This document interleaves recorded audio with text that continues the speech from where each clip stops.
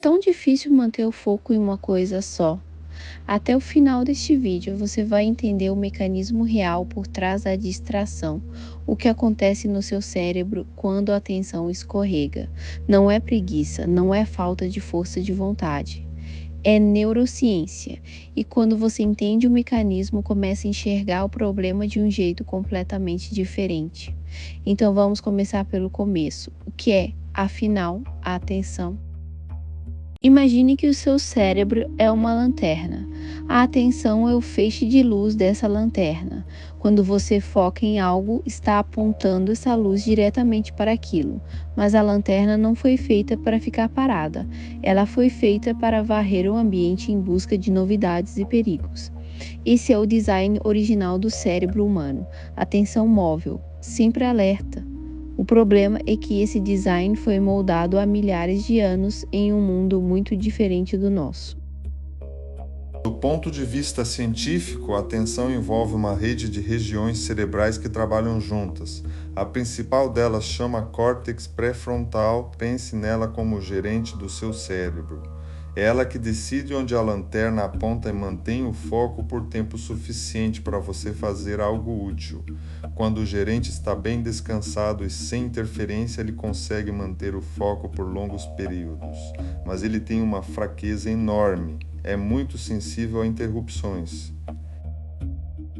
Você já estava lendo algo importante e do nada lembrou que precisava responder uma mensagem. Isso não veio do nada. Existe uma rede no seu cérebro que fica ativa justamente quando você não está focado em nada externo.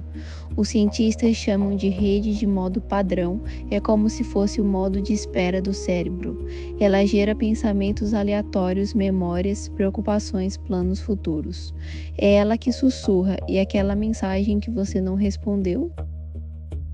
A rede de modo padrão e o sistema de foco são como gangorra: quando um sobe, o outro desce. Quando você está verdadeiramente focado, a rede de modo padrão fica quieta. Quando o foco enfraquece um segundo, ela acorda e começa a empurrar pensamentos para a superfície. O que os estudos mostram é que a mente humana vaga em média quase metade do tempo acordado. Metade do tempo. Isso não é anomalia, é o padrão.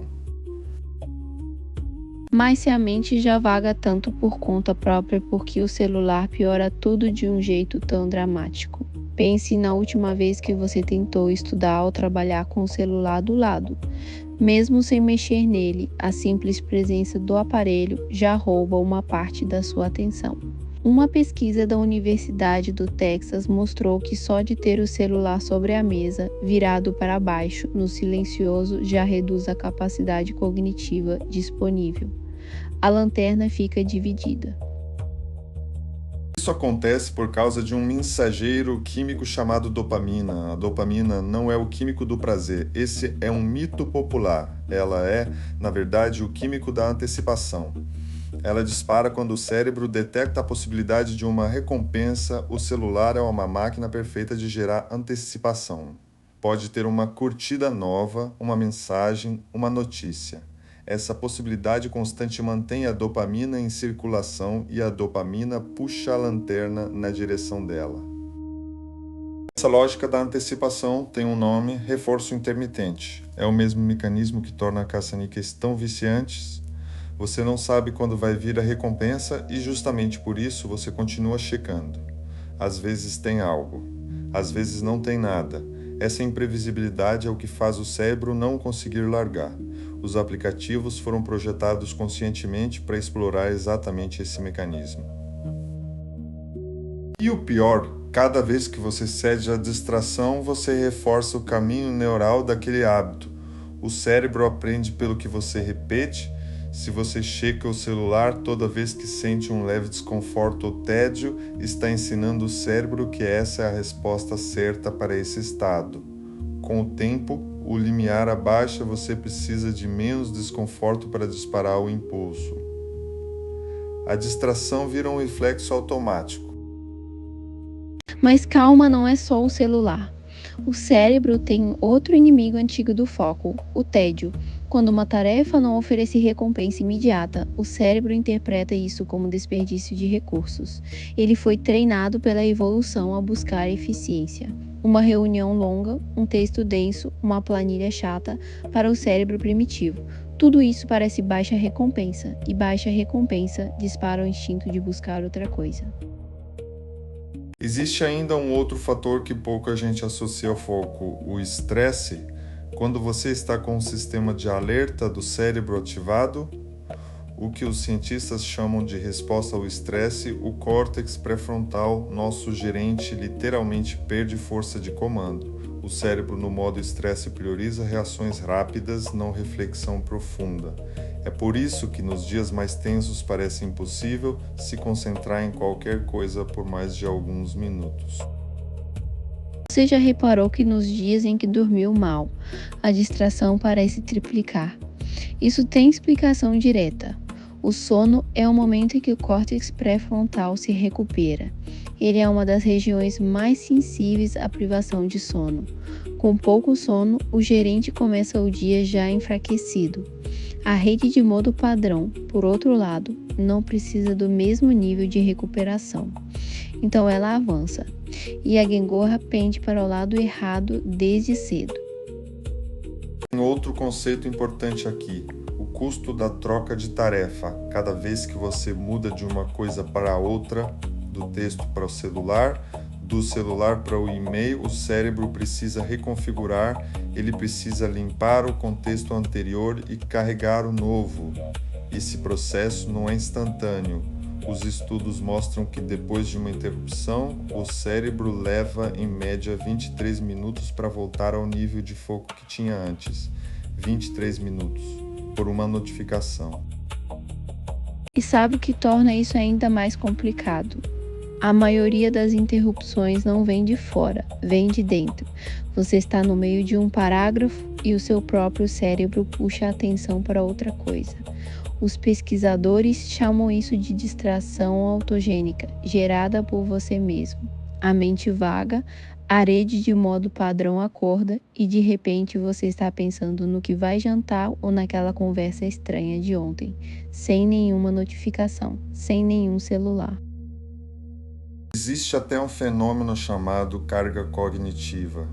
O cérebro tem uma memória de trabalho, pense nela como a mesa onde ele coloca as informações que está usando agora. Essa mesa é pequena. Quando você tenta fazer muitas coisas ao mesmo tempo, a mesa enche muito e não sobra espaço. Quando não sobra espaço, qualquer nova informação, uma notificação, um pensamento, um barulho derruba tudo. E você perde o fio, a multitarefa não existe de verdade. O que existe é troca rápida entre tarefas e cada troca tem custo. Agora, uma coisa importante: dificuldade de foco não é igual para todo mundo. Algumas pessoas têm um sistema de atenção que funciona de um jeito diferente desde o nascimento, como acontece com o TDAH, que é o transtorno de déficit de atenção e hiperatividade.